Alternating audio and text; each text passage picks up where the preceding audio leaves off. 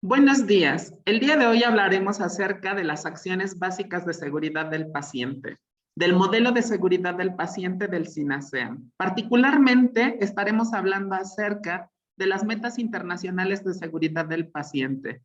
Mi nombre es Cruz Flores Melgarejo, soy coordinador de gestión de la calidad del cuidado del Hospital Regional de Alta Especialidad de Zumpango. Quiero agradecer a los líderes organizacionales por las facilidades otorgadas para esta sesión.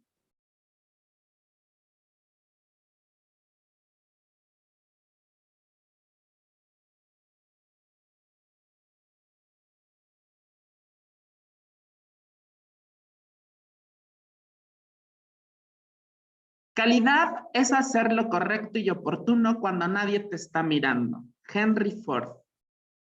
Las metas internacionales de seguridad del paciente son una serie de acciones específicas, es decir, son barreras de seguridad que nos ayudarán a prevenir los riesgos y, por lo tanto, la probabilidad de que ocurran cuasi fallas, eventos adversos y eventos centinela.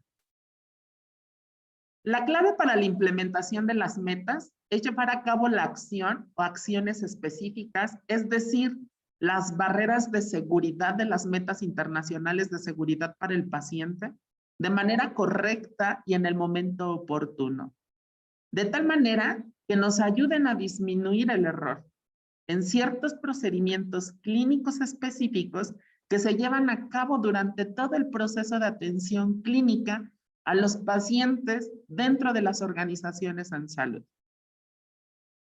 La presentación está hecha con enfoque multidisciplinario a través de un pensamiento sistémico. La clave para la implementación de las metas internacionales de seguridad para el paciente es involucrar a todos los miembros del equipo multidisciplinario, al personal clínico, no clínico, al paciente, a su familia, a los visitantes, a los estudiantes y a todas aquellas personas interesadas por la seguridad de los pacientes.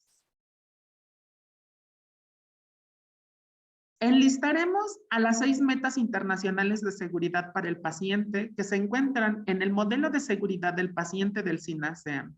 Recordemos que este tiene 5 bloques.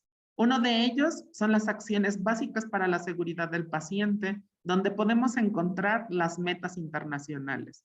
La meta número 1 es identificar correctamente al paciente. La meta número 2, mejorar la comunicación efectiva.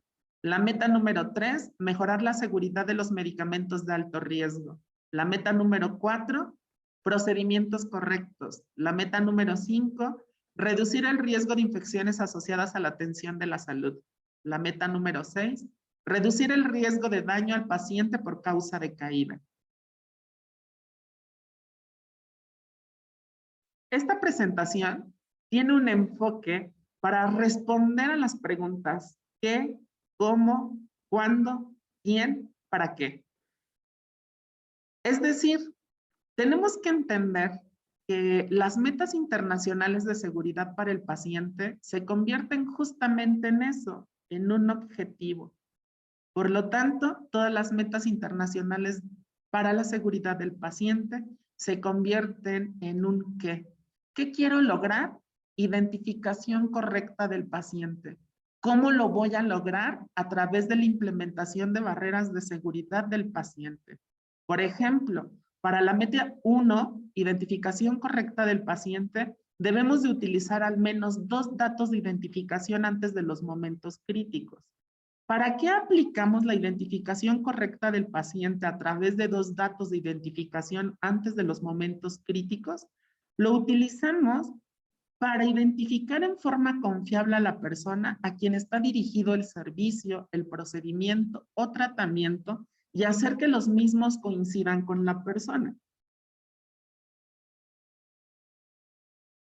Como lo he mencionado al inicio de esta presentación, nos tenemos que enfocar en la manera correcta y en el momento oportuno para poder determinar que lo que hacemos dentro de las organizaciones en salud tiene miras de calidad.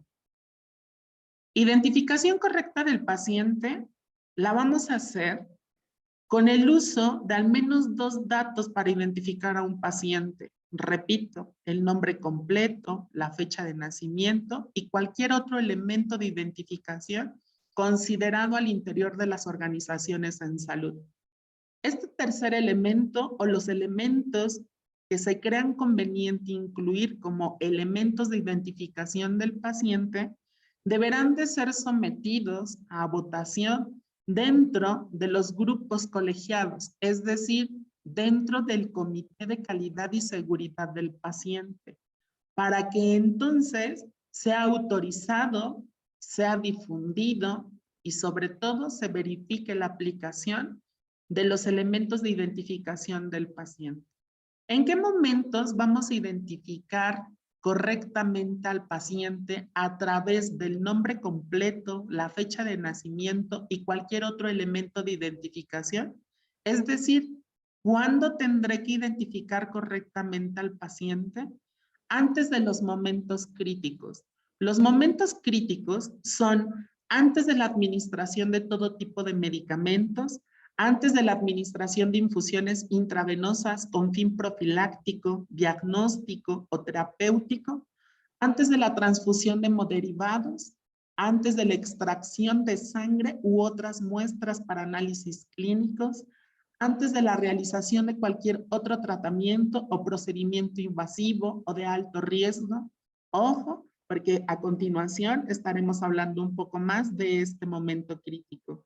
Antes del traslado dentro o fuera del establecimiento, antes de la dotación de dietas, antes del inicio de la terapia de reemplazo renal con hemodiálisis, en la identificación de cadáveres y antes de la vacunación. Nuestra organización deberá tener documentado el qué, el cómo y el cuándo. Por lo tanto, deberá de estar escrito para poder ser validado, para poder ser autorizado, para poder ser difundido y sobre todo para poderse aplicar al interior de todos nuestros procesos de atención. Profundicemos un poco sobre la manera correcta de identificar correctamente a nuestros pacientes.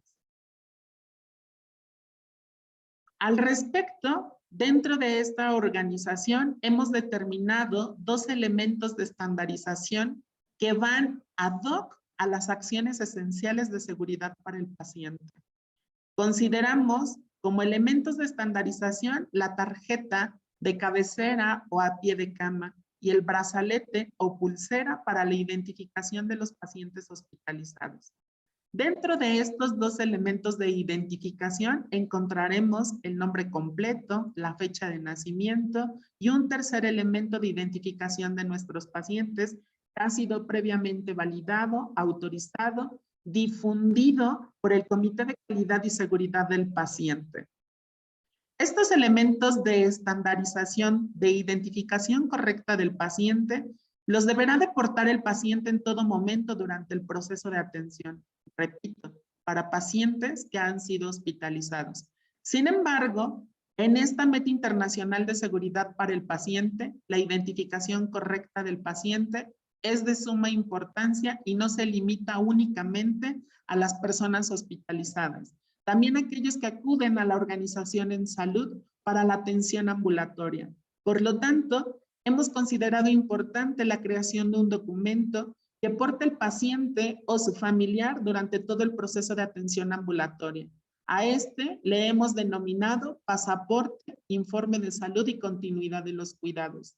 Dentro de este pasaporte que porta el paciente en todo momento durante el proceso de atención ambulatoria, encontraremos el nombre completo, la fecha de nacimiento y el número de expediente clínico, que es nuestro tercer identificador, autorizado por el Comité de Calidad y Seguridad del Paciente.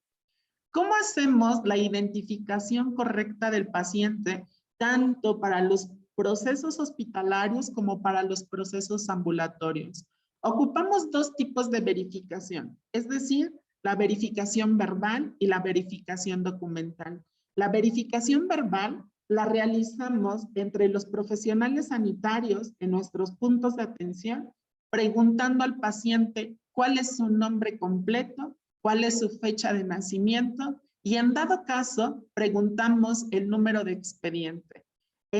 Si el paciente no conoce su número de expediente, entonces hacemos una verificación documental donde verificamos el nombre completo, la fecha de nacimiento y el número de expediente para hacer coincidir el proceso, el tratamiento o el servicio a la persona correcta.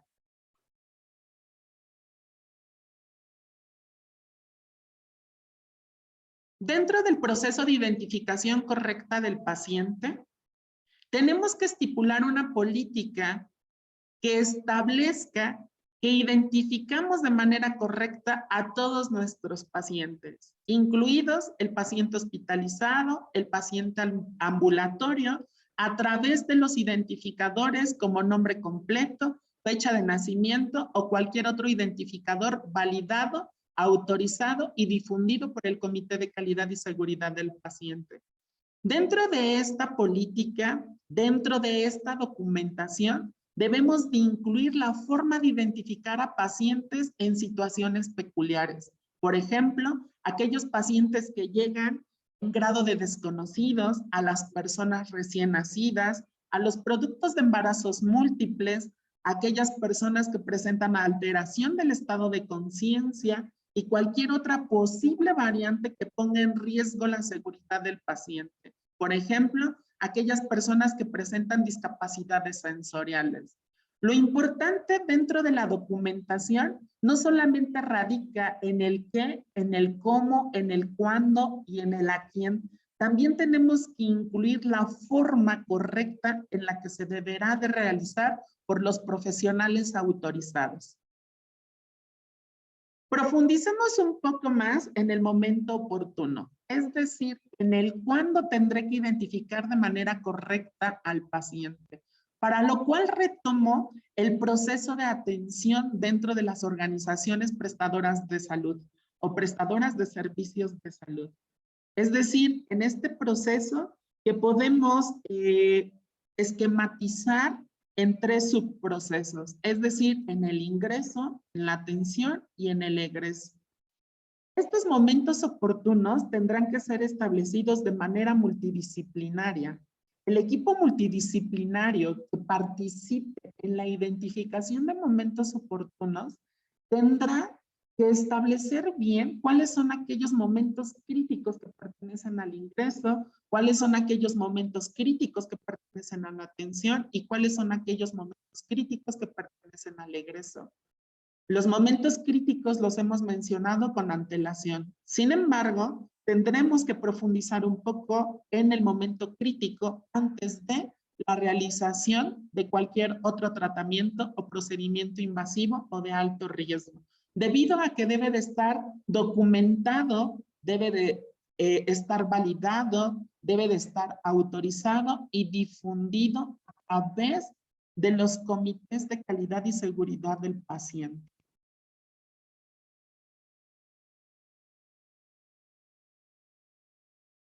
Dentro de este momento crítico, realización de cualquier otro tratamiento o procedimiento invasivo o de alto riesgo, se tendrá que estipular una lista también de manera colegiada a través del equipo multidisciplinario.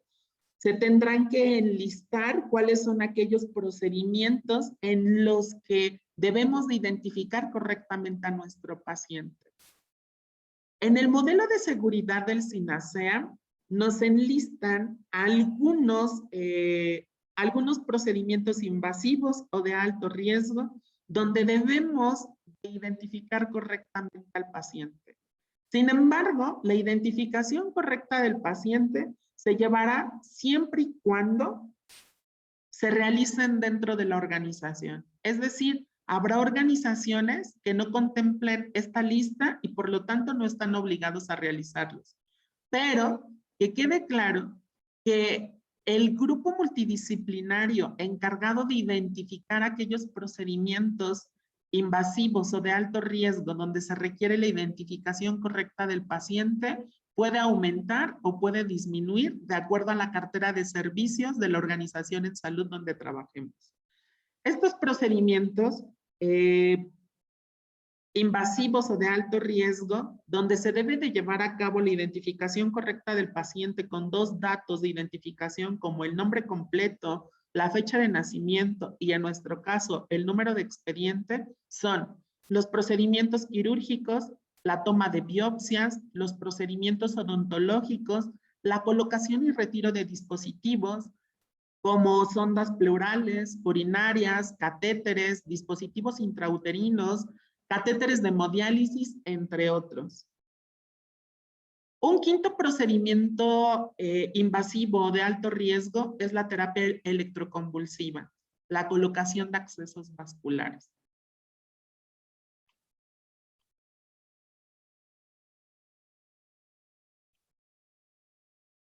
Además de establecer para cada meta internacional de seguridad para el paciente el qué, el cómo, el para qué, el cuándo, el quién, debemos de establecer también dónde debemos de realizar la identificación correcta del paciente.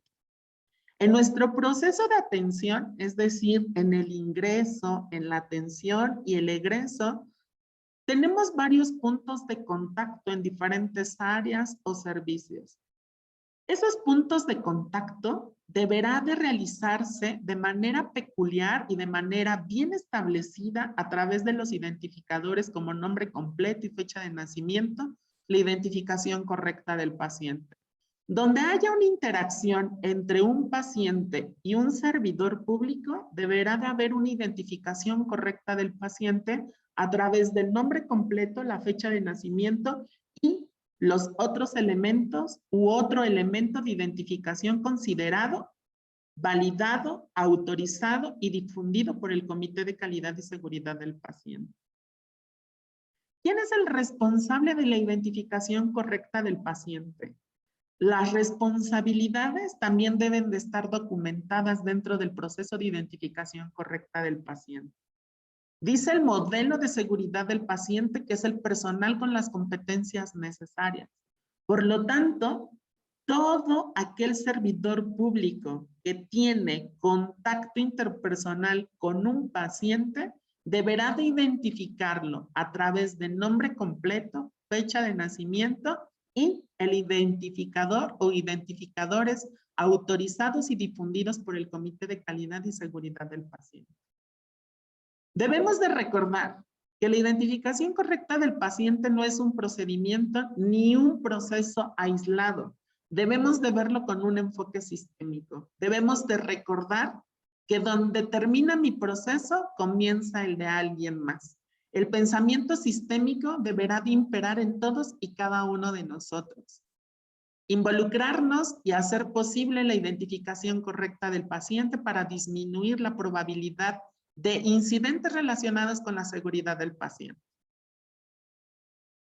Hablemos ahora acerca de la Meta Internacional de Seguridad para el Paciente número 2, mejorar la comunicación efectiva.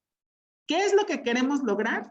Mejorar la comunicación efectiva. Eso es hacia dónde vamos.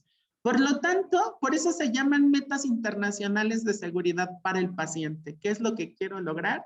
Que los profesionales de la salud se puedan comunicar de manera efectiva. ¿Para qué lo queremos hacer? Es decir, ¿cuál es el propósito de esta meta internacional de seguridad para el paciente? Reducir la probabilidad de que ocurran eventos adversos y centinelas cuando se reciben indicaciones clínicas y resultados de laboratorio o gabinete de manera verbal, tanto presencial como por vía telefónica. Para lograr esta meta y este propósito, debemos de implementar una barrera de seguridad del paciente. Es decir, debemos de realizar de manera oportuna y en el orden establecido el proceso escuchar, escribir, leer y confirmar. Como lo hemos mencionado en la Meta Internacional de Seguridad para el Paciente, número 1, identificación correcta del paciente, hablar de la manera correcta, es decir, el cómo y el momento oportuno, es decir, el cuándo, de este proceso para mejorar la comunicación efectiva se tiene que documentar. Hablemos de la manera correcta. ¿Cómo voy a mejorar la comunicación efectiva? Es decir, ¿qué barrera de seguridad voy a implementar? Y en este caso tenemos la realización oportuna y en el orden establecido del proceso, escuchar, escribir, leer y confirmar. Sin embargo, recordemos que tenemos un documento que fue publicado en el Diario Oficial de la Federación para la implementación del documento denominado Acciones Esenciales para la Seguridad del Paciente, donde nos recomiendan incluir 3 apartados más: el transcribir, el verificar y el confirmar. Esto como un proceso bien establecido que se convierte en una barrera de seguridad. Sin embargo, cuando no es posible, tenemos un proceso alternativo, es decir, escuchar, repetir y confirmar. Y de la misma manera que en el proceso anterior, la acción esencial para la seguridad del paciente número 2, comunicación efectiva, nos recomienda incluirla a este proceso un apartado más, es decir, transcribir.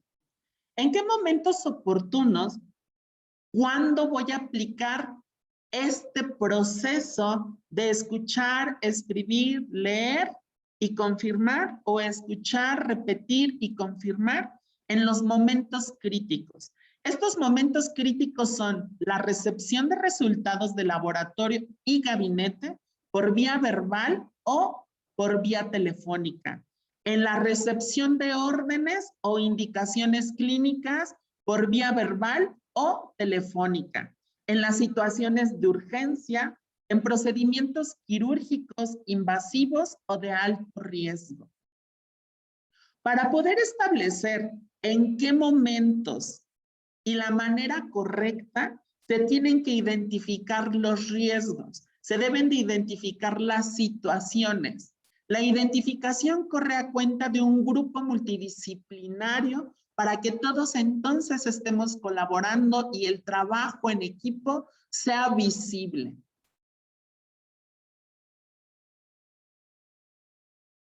Profundicemos un poco en la manera correcta de mejorar la comunicación efectiva de acuerdo con el modelo de seguridad del paciente del SINASEA. Como lo he mencionado anteriormente, dentro de esta meta internacional de seguridad para el paciente tenemos la barrera de seguridad, pero también un proceso alternativo que se convierte en una barrera de seguridad de acuerdo a las situaciones que se presenten en el proceso de atención que requieran una comunicación efectiva. Estos dos procesos tienen que ser consensados a través de un equipo multidisciplinario. Repito, la participación de todos y cada uno de los miembros del equipo multidisciplinario es lo que nos llevará al éxito en el proceso de certificación de hospitales.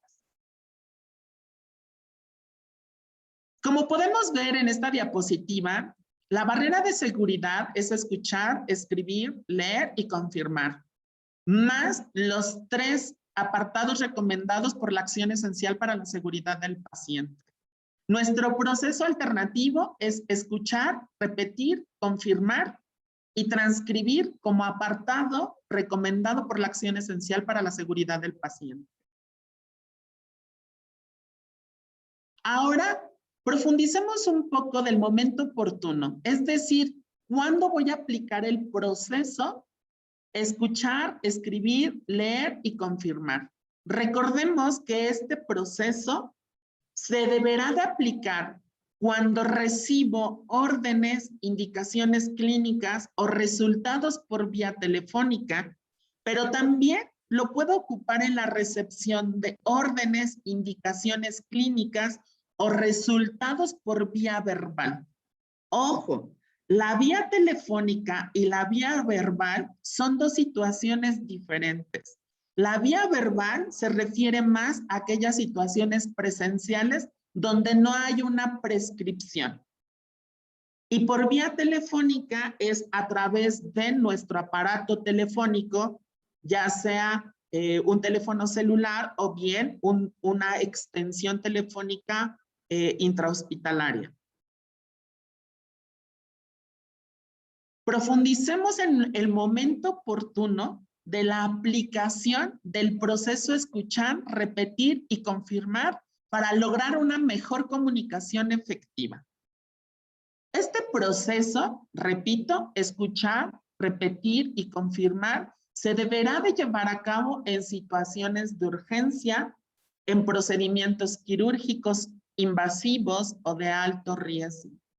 Pero, ¿qué sucede cuando los profesionales sanitarios estamos ocupando ya sea nuestra barrera de seguridad o nuestro proceso alternativo? Lo hemos ocupado, pero poco estamos hablando acerca de dónde debemos de comunicar o dónde debemos de documentar el uso de estos procesos para mejorar la comunicación efectiva. Por lo tanto, antes de hablar de dónde lo documento, tengo que especificar quién realiza esta comunicación efectiva a través del proceso escuchar, escribir, leer y confirmar. O del proceso alternativo, escuchar, repetir y confirmar. De acuerdo con el modelo de seguridad del paciente del SINASEA, tiene que ser personal con las competencias necesarias. Pero recordemos que en el proceso de comunicación hay un receptor y hay un emisor. Dentro de nuestro proceso para mejorar la comunicación efectiva, debemos de analizar quiénes van a ser aquellos receptores autorizados y quiénes son aquellos emisores autorizados. Es decir, quiénes son aquellas personas que van a aplicar nuestros procesos de comunicación efectiva, para garantizar que la información que se emite sea información que se use para la atención de nuestros pacientes. Quiero que noten en esta diapositiva la importancia del receptor, porque el receptor, además de ser el protagonista de nuestros procesos de comunicación efectiva, será la persona que aplique la información que está recibiendo a través de la vía telefónica o de manera presencial. Por lo tanto, es la persona que debe de cumplir con las competencias necesarias. ¿Dónde debemos de escribir la información recibida mediante este proceso de comunicación efectiva que se convirtió en una barrera de seguridad con el propósito de evitar la transcripción inadecuada o la pérdida de información? Hemos considerado la creación de un elemento de estandarización al cual denominamos bitácora de comunicación efectiva. Esta bitácora de comunicación efectiva tiene los indicadores del paciente, es decir, el nombre completo, la fecha de nacimiento y un tercer elemento que ha sido validado, autorizado y difundido por el Comité de Calidad y Seguridad del Paciente. Pero además, contemplamos los identificadores de la indicación o el resultado que se está emitiendo de manera verbal o por vía telefónica. Por lo tanto, debemos incluir la fecha y hora de la indicación o del resultado, la vía en la que se está emitiendo, si es de manera presencial, por vía verbal o por vía telefónica. ¿Cuál es la indicación o el resultado que se está recibiendo? El nombre, la firma del receptor autorizado, el nombre y la firma del emisor autorizado. Utilizando esta bitácora de comunicación efectiva, evitamos la transcripción inadecuada y la pérdida de información. Este es un proceso que debe de estar documentado. La bitácora de comunicación efectiva debe de tener localización estratégica. Recordemos cuáles son los momentos críticos para la aplicación del proceso de comunicación efectiva.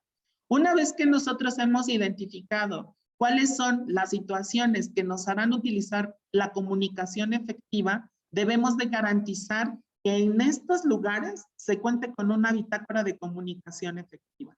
Por ejemplo, en la foto ustedes pueden observar que tenemos una bitácora de comunicación efectiva sobre un carro de reanimación cardiopulmonar, porque uno de los momentos críticos son las situaciones de urgencia.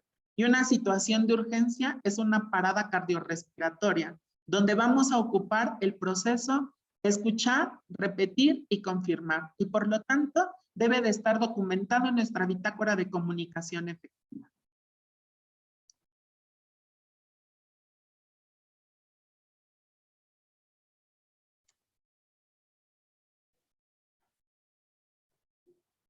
Hablando de la meta internacional de seguridad para el paciente número 3, mejorar la seguridad de los medicamentos de alto riesgo, recordemos que la meta se convierte en nuestro qué, es decir, ¿qué quiero lograr?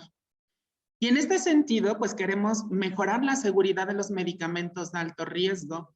¿Para qué queremos lograr mejorar la seguridad de los medicamentos de alto riesgo? Para prevenir errores de medicación relacionados con los medicamentos de alto riesgo, a través de la aplicación de 2 barreras de seguridad, es decir, a través de 2 métodos, 2 acciones que nos van a garantizar mejorar la seguridad de los medicamentos de alto riesgo. La primera barrera de seguridad es electrolitos concentrados con una etiqueta individual, separados del resto de los medicamentos y resguardados. Nuestra segunda barrera de seguridad para garantizar mejorar la seguridad de los medicamentos de alto riesgo es implementar la doble verificación durante la preparación y durante la administración de los medicamentos de alto riesgo. Mucho hablamos dentro de esta meta internacional de seguridad para el paciente de medicamentos de alto riesgo, pero muy pocas de las ocasiones podemos definir qué es un medicamento de alto riesgo y sobre todo enlistar cuáles son los medicamentos que pertenecen a este grupo denominado de alto riesgo. Por lo tanto,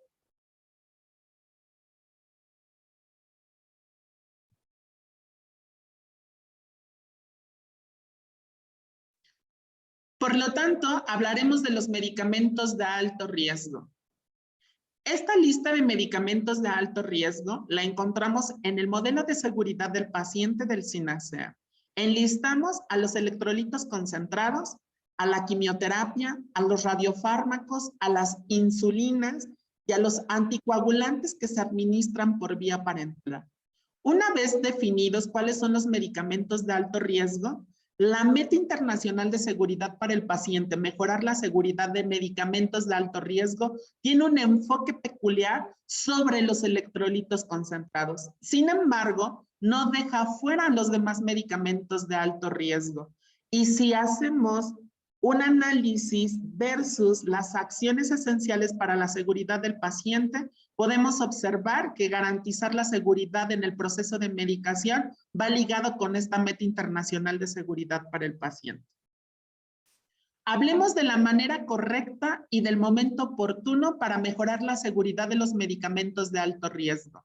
La manera correcta es: no hay electrolitos concentrados en las áreas de atención al paciente, salvo que sean necesarios desde el punto de vista clínico.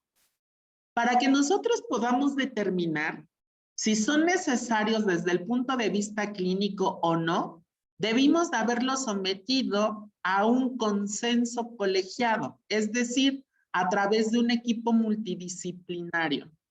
Quiero que noten cómo el común denominador hasta ahora, tanto de la meta internacional número 1, identificación correcta del paciente, la meta internacional número 2, mejorar la comunicación efectiva, y esta meta, la número 3, mejorar la seguridad de los medicamentos de alto riesgo, el trabajo en equipo y el enfoque multidisciplinario se ha convertido en el común denominador.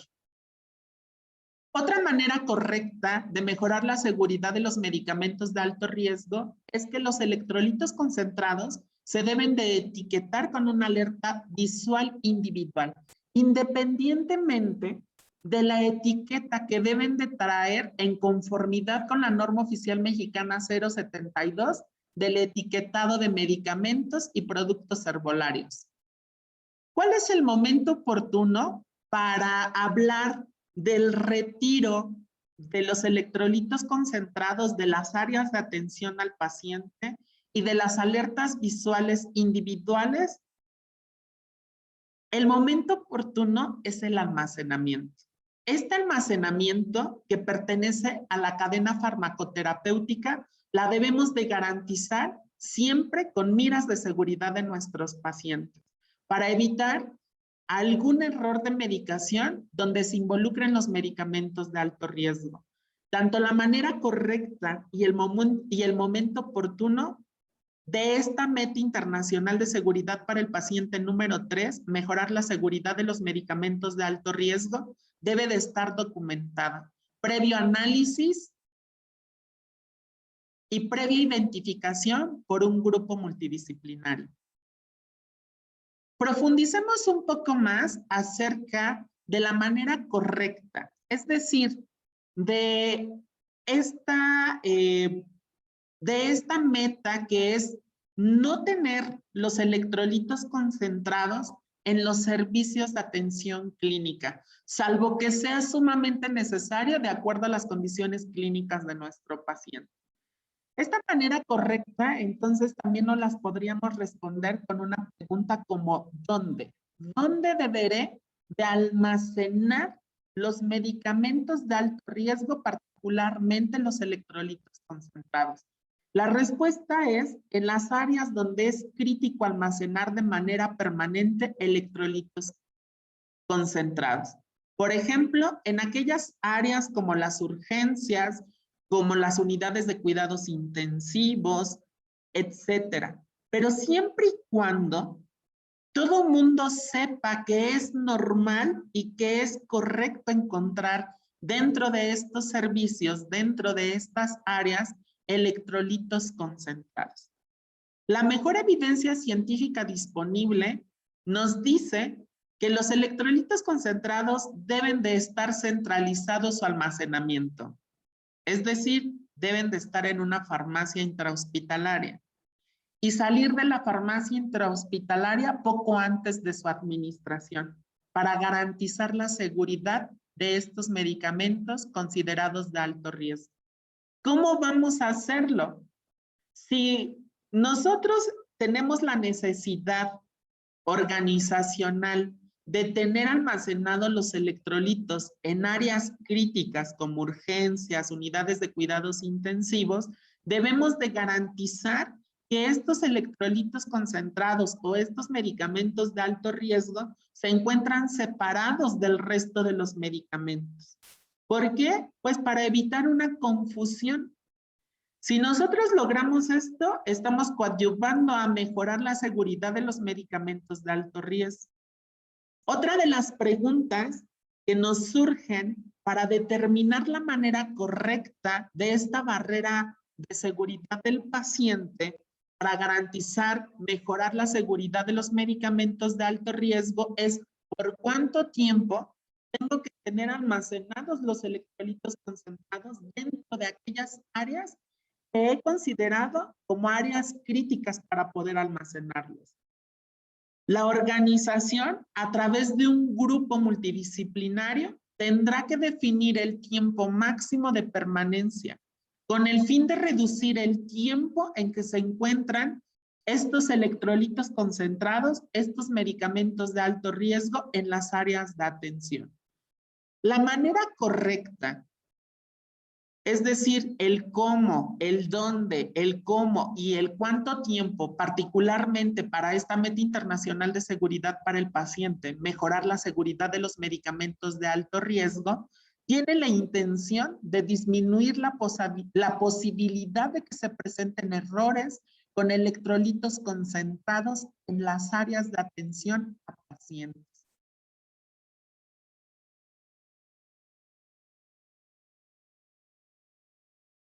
Otra de las barreras de seguridad para mejorar la seguridad de los medicamentos de alto riesgo, particularmente para los electrolitos concentrados, es la alerta visual individual. La alerta visual individual no deberá de ser no deberá de contemplarse como aquella etiqueta que viene por fabricación. Tenemos nosotros que incluir una alerta visual que sea del común denominador y que sea del conocimiento general de todos los miembros de la organización, para que cada que observemos esa etiqueta, esa alerta visual individual, nos dé una alerta de que es un medicamento de alto riesgo y que por lo tanto deberé de tener mayor precaución para su preparación y para su administración. ¿Dónde voy a colocar esa alerta visual individual? En el almacenamiento y resguardo de todos aquellos medicamentos que salen por farmacia, en el almacenamiento o resguardo de los medicamentos que se encuentran en los servicios y en el almacenamiento o resguardo en aquellos subalmacenes que tenemos dentro de los servicios. Si el hospital donde ustedes trabajan cuenta con una farmacia intrahospitalaria, todos los medicamentos deberán de salir con esa alerta visual de la farmacia intrahospitalaria. Pero también seamos bien conscientes que dentro del proceso de atención tenemos medicamentos en viales multidosis, por ejemplo, las insulinas. Las insulinas son medicamentos de alto riesgo en conformidad con nuestras metas internacionales de seguridad para el paciente, pero también en conformidad con nuestras acciones esenciales para la seguridad del paciente. Por lo tanto, su almacenamiento y resguardo dentro de los servicios deberá de garantizarse con alertas visuales. Esas alertas visuales que nos den señal a nosotros los profesionales asistenciales de que se tratan de medicamentos de alto riesgo y que debo de tener precauciones durante su preparación y durante su administración.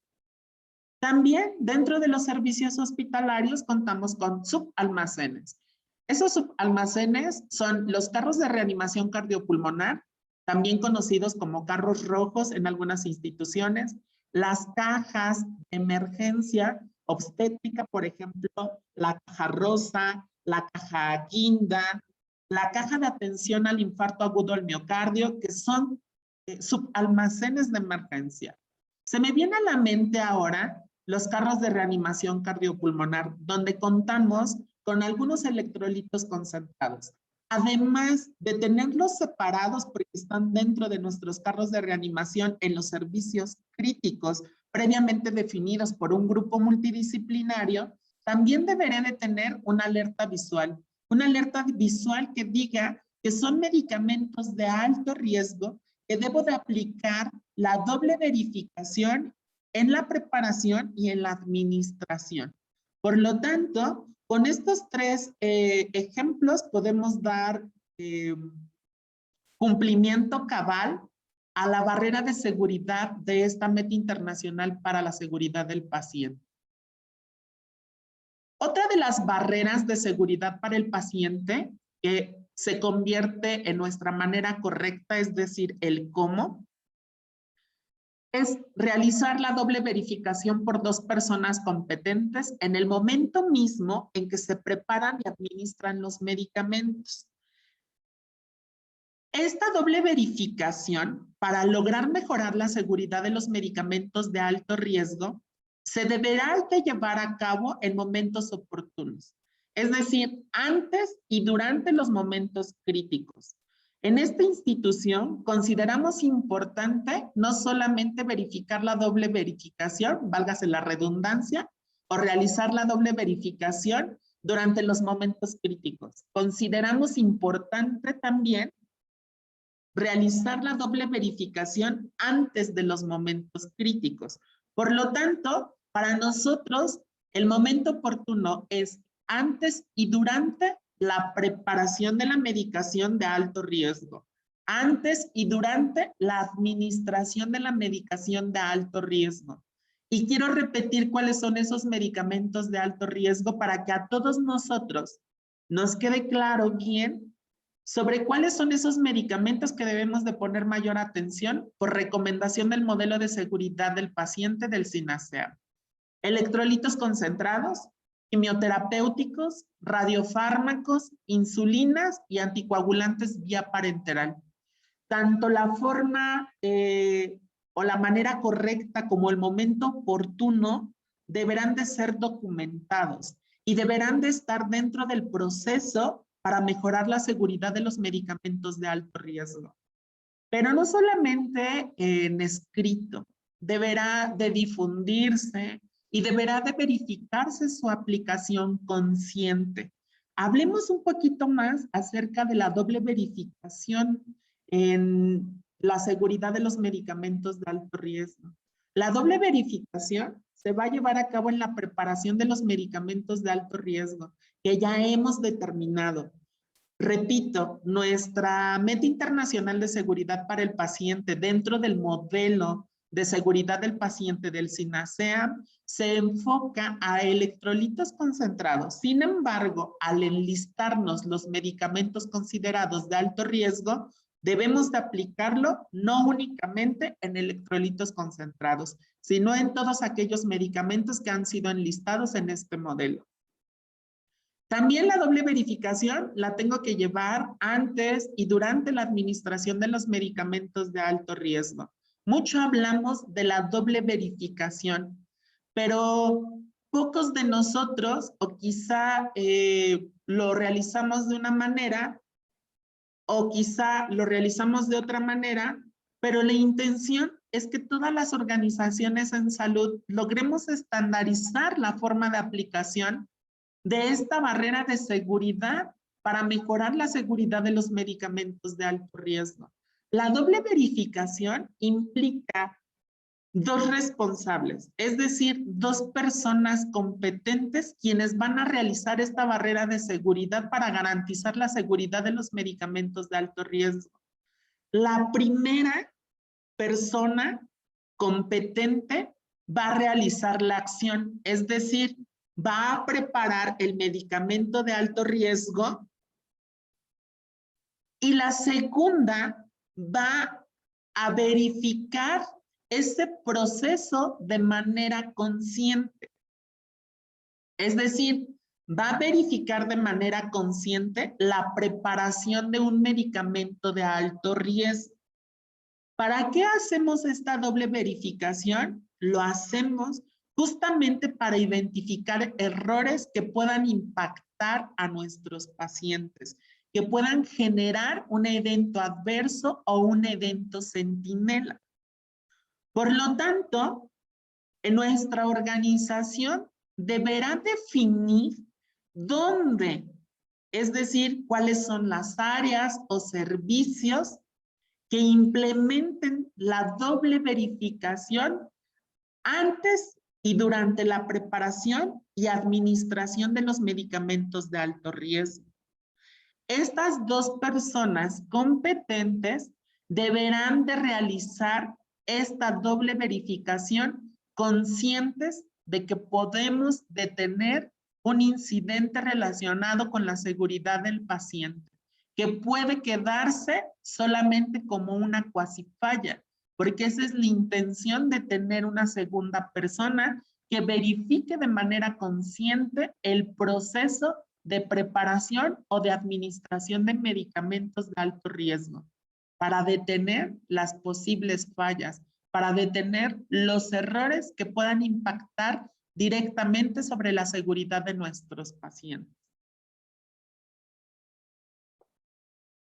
Sobre nuestra meta internacional de seguridad para el paciente número 4, procedimientos correctos, hemos visto ya una sesión asincrónica. Por lo tanto, dentro de esta meta internacional de seguridad para el paciente, solamente enunciaré cuáles son nuestros propósitos y las barreras de seguridad.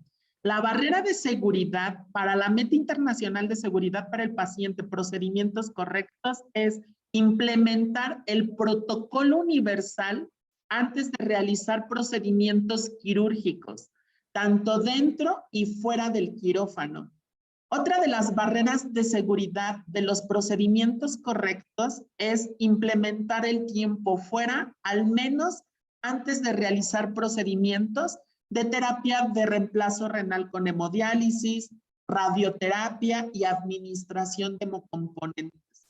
¿Para qué utilizamos estas dos barreras de seguridad en la meta internacional de seguridad para el paciente, procedimientos correctos?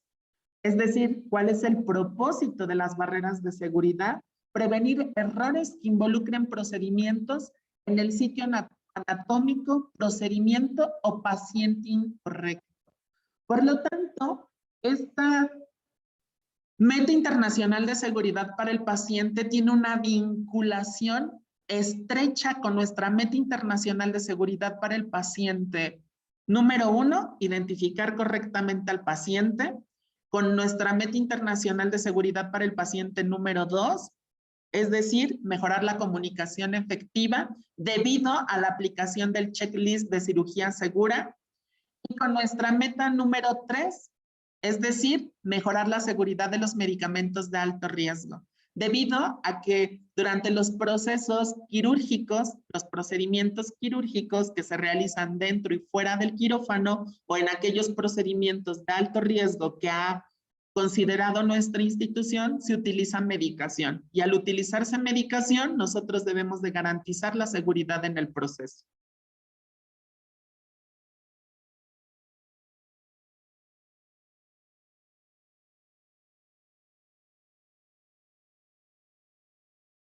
Quizá algo que valga la pena mencionar dentro de esta meta internacional de seguridad para el paciente número 4, procedimientos correctos, es la estandarización del tiempo fuera a través de una mnemotecnia para aquellos procedimientos que se realizan fuera del quirófano.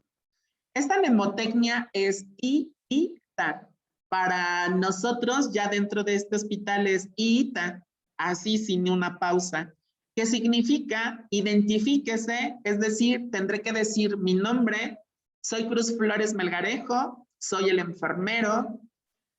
Identifica al paciente, señor, ¿me puede decir su nombre completo? ¿Cuál es su fecha de nacimiento? Y verificar cualquier otro dato de identificación que ha sido validado, que ha sido autorizado o difundido a través de nuestro Comité de Calidad y Seguridad del Paciente. En ese momento, después de la identificación del paciente, hago un tiempo fuera. El tiempo fuera me va a garantizar verificar las condiciones de seguridad del paciente, ya sea a través de la implementación de un checklist para verificar las condiciones de seguridad y una vez garantizado que el procedimiento es seguro, que la persona es la correcta, puedo actuar. Bien. Entremos ahora a la meta internacional de seguridad para el paciente, reducción del riesgo de infecciones asociadas a la atención de la salud. Es decir, el qué. Recuerden que hablamos de una meta como aquello que quiero lograr. Quiero lograr la reducción del riesgo de infecciones asociadas a la atención de la salud. ¿Para qué lo quiero lograr? Para reducir el riesgo de infecciones asociadas a la atención de la salud a través de un programa integral de higiene de manos. Mi barrera de seguridad, es decir, cómo voy a lograr la meta, va a ser diseñar e implementar un programa integral de higiene de las manos. Quiero que notemos dentro de esta diapositiva cómo es que hemos centralizado al programa integral de higiene de las manos. Esta centralización es porque es el común denominador de todos los paquetes preventivos de las infecciones asociadas a la atención de la salud más frecuentes dentro de toda organización. Me refiero a las neumonías asociadas a la ventilación invasiva, a las bacteriemias, a las infecciones de vías urinarias por sonda vesical instalada, a las infecciones del sitio quirúrgico. Al ser el común denominador de los paquetes preventivos de las infecciones asociadas a la atención de la salud, la meta internacional de seguridad para el paciente número 5, reducción del riesgo de infecciones asociadas a la atención de la salud, considera primordial la implementación, el diseño de un programa integral de higiene de las manos. Este programa integral de higiene de las manos podrá ser una adaptación o una adopción de nuestra campaña sectorial Está en tus manos, por ejemplo, o bien de la estrategia multimodal de la Organización Mundial de la Salud. Una vez que nosotros hemos determinado si vamos a adoptar o vamos a adaptar nuestra estrategia multimodal de la Organización Mundial de la Salud, tenemos que difundirlo y aplicarlo en toda la organización. Por lo tanto, el programa integral de higiene de las manos para esta meta internacional reducción del riesgo de infecciones asociadas a la atención de la salud, se convierte en cómo. Pero el diseño y la implementación no solamente es tener un programa de higiene de las manos. Este programa integral, la palabra integral es que debemos de incluir a todos los miembros de la organización, a todas aquellas personas que disfrutan o todas aquellas personas que demandan los servicios de atención de las organizaciones donde laboramos. Por eso es que es la palabra integral. Integral porque vamos a verlo de manera sistémica, donde no somos uno, somos todos aquellos que participamos en el proceso de atención, incluidos nuestros pacientes y sus familiares. Por lo tanto, este programa integral de higiene de las manos deberá de incluir la monitorización de la calidad del agua y que recordemos que esta es una línea de acción de nuestra campaña sectorial Bacteriemia Cero, pero además de todo, está normado a través de nuestra norma oficial mexicana 045. También vamos a hablar del abasto necesario de los insumos para la higiene de las manos. Esta es una línea de acción de nuestra campaña sectorial Está en tus manos. La educación a pacientes y familiares, que además está normado a través de la norma oficial mexicana 045, al igual que la capacitación al personal, tanto clínico, no clínico, en formación, el personal subrogado, el voluntariado y los visitantes. Y recordemos que la norma oficial mexicana 045 nos estipula que debemos de capacitar sobre higiene de las manos al ingreso, es decir, en un curso de inducción y cada 6 meses. Dentro de este programa integral de higiene de las manos, debemos de estipular la evaluación, la monitorización y el análisis de los datos relacionados con la implementación del programa integral de higiene de las manos.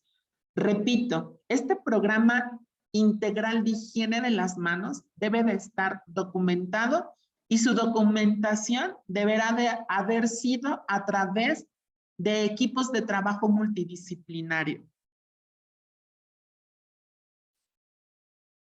Además de nuestro programa integral de higiene de las manos, donde por supuesto deberá de venir incluida la técnica para la higiene de las manos, ya sea con agua y con jabón o bien con soluciones a base de alcohol. Y también deberá de venir estipulado cuáles son los 5 momentos establecidos por la Organización Mundial de la Salud para la higiene de las manos.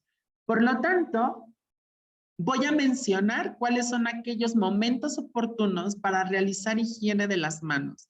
Antes de tocar al paciente, antes de realizar una tarea limpia o aséptica, después del riesgo de exposición a líquidos corporales, después de tocar al paciente y después del contacto con el entorno del paciente.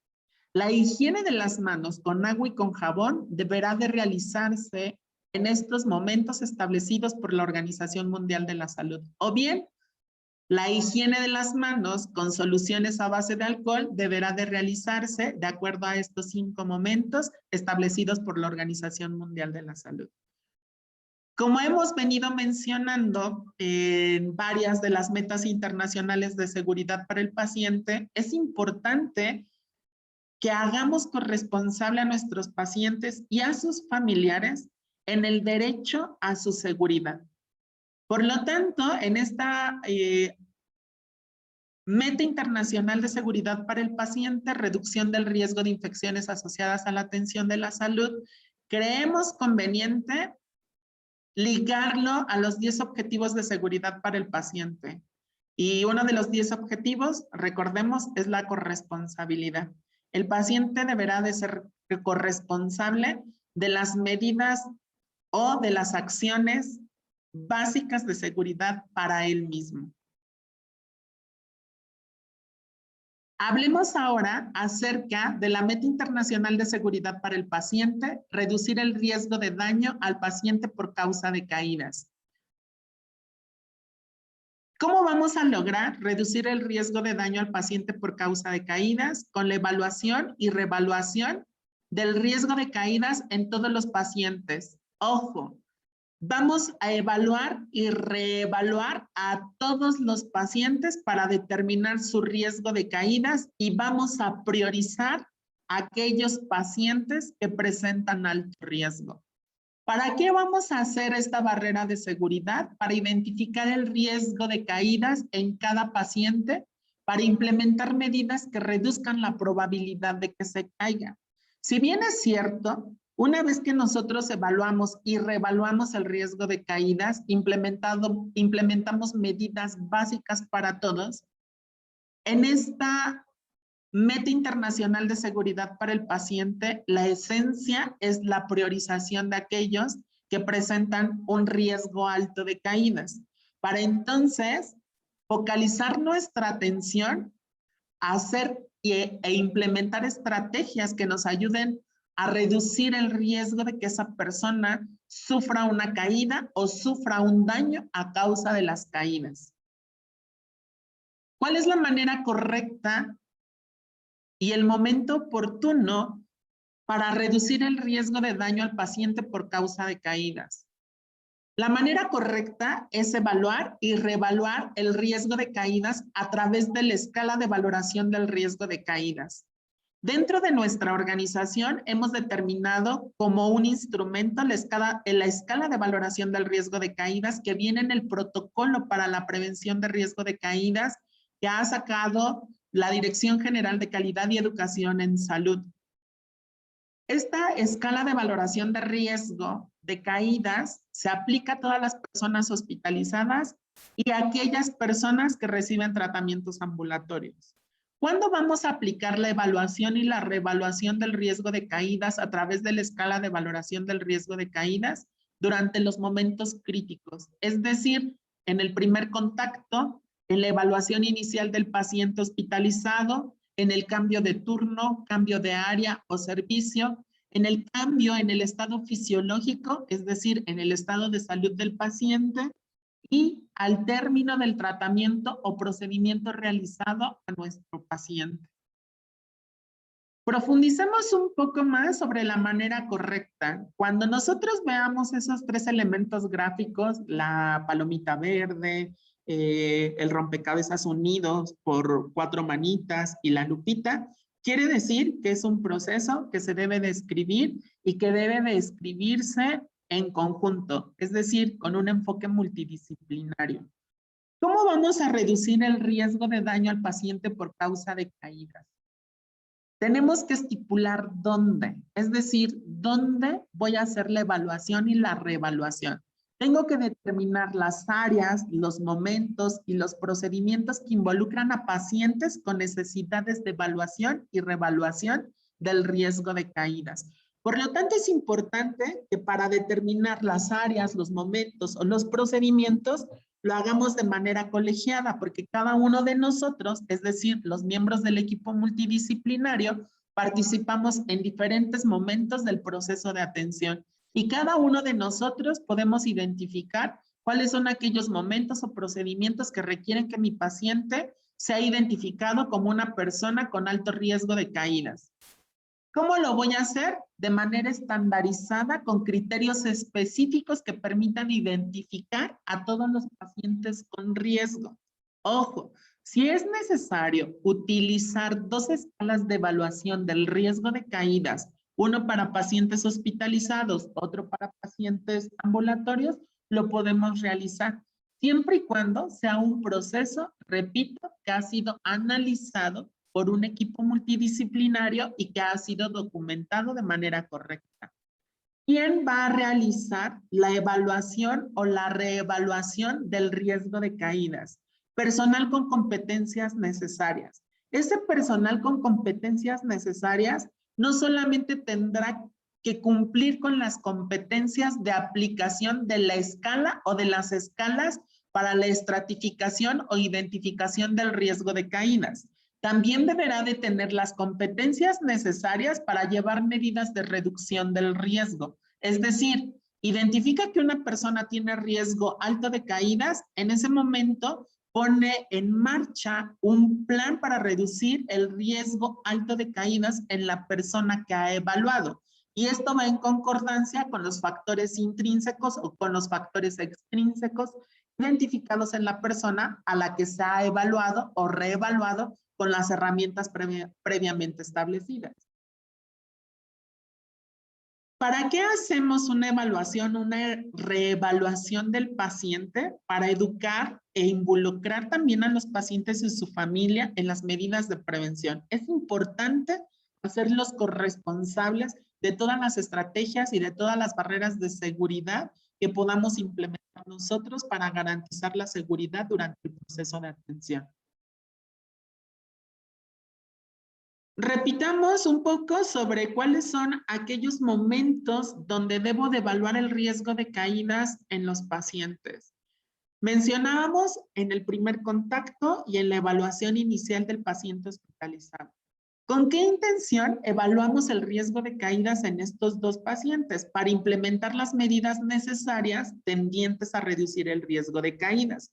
Por eso es que les comentaba que en su proceso debe de quedar bien especificado que la persona que evalúa y reevalúa, además de tener las competencias para la identificación y para la aplicación de las herramientas de estratificación del riesgo de caídas, también deberá de tener las competencias necesarias para la aplicación de las medidas necesarias tendientes a reducir el riesgo de caídas en concordancia con los factores que ha evaluado, factores intrínsecos, factores extrínsecos.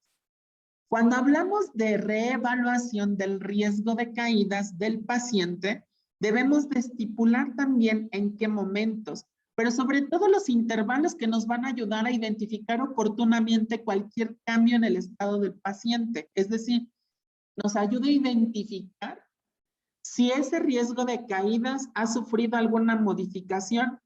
Y si ha sufrido alguna modificación, es importante que la persona que lo ha identificado comience a implementar medidas necesarias tendientes a reducir el riesgo de caídas. Por eso es que, repito, la persona que evalúa, reevalúa, debe de cumplir con competencias necesarias, no solamente para la evaluación y reevaluación, sino también para la implementación de medidas necesarias para reducir el riesgo de caídas.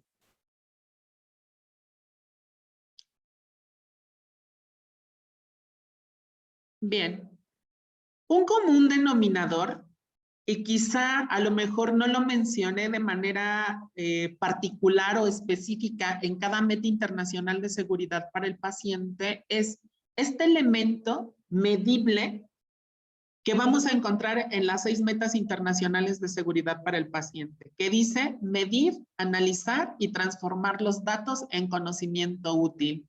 Si hablamos de medir, analizar y transformar los datos en conocimiento útil, nos está dando una alerta de que por las metas internacionales de seguridad para el paciente, debo de tener indicadores. Estos indicadores son herramientas para la toma de decisiones gerenciales. Por lo tanto, deberé de tener indicadores para la meta internacional de seguridad del paciente número 1, número 2, número 3, número 4, número 5, número 6, con la intención de que las personas que tomen decisiones a nivel organizacional lo hagan con conocimiento útil, con información útil, que nos ayude a impactar sobre la mejora continua o sobre los resultados esperados. Estos indicadores que se van a diseñar para las metas internacionales de seguridad para el paciente deberán de ser indicadores de estructura, de proceso y de resultado, imperando en aquellos que son de proceso y de resultado, para que entonces los tomadores de decisiones impacten de manera directa sobre la mejora continua. Tanto los indicadores como la mejora continua lo podemos encontrar en otros estándares de certificación como QPS, que es un estándar esencial. Y bien, en esta diapositiva les pongo el diagrama del modelo de mejora continua del Instituto del Mejoramiento Continuo de los Estados Unidos de Norteamérica, que nos puede ayudar justamente para transformar estos datos obtenidos a través de los indicadores en información y en conocimiento útil para la toma de decisiones y para la mejora continua. Este es un tema que se profundizará en otros estándares de certificación de hospitales. Espero que les haya gustado mi participación. Les mando un fuerte abrazo desde el Hospital Regional de Alta Especialidad de Zumpango. Les doy mi más sentido agradecimiento por escucharme y quedo a sus órdenes. Muchísimas gracias al comité organizador por considerarme en este maravilloso curso.